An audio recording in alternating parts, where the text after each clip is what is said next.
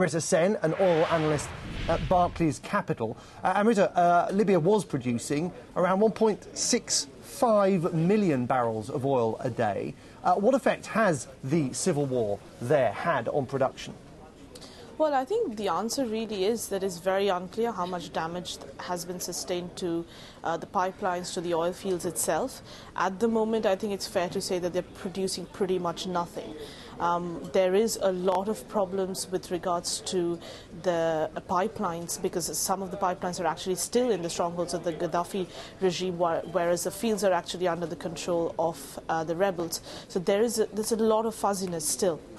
Now, reading plenty this morning about fears, anxieties that the oil price could soar, depending, of course, on how events play out, whether there's a power vacuum, whether the oil supplies and oil infrastructure is targeted by whichever side in the next few days or weeks to come. Are those fears exaggerated to some degree? Libya is a significant producer, but it's a very small one, isn't it?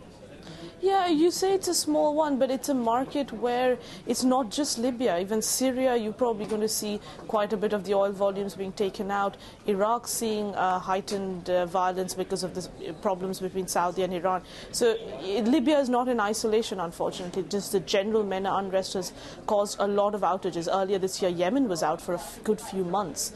And even otherwise, the problem with Libya is not just, okay, it might be a very small producer in the grand scheme of things. It's the quality of the crude. It's very good quality, light, sweet, diesel-rich crude.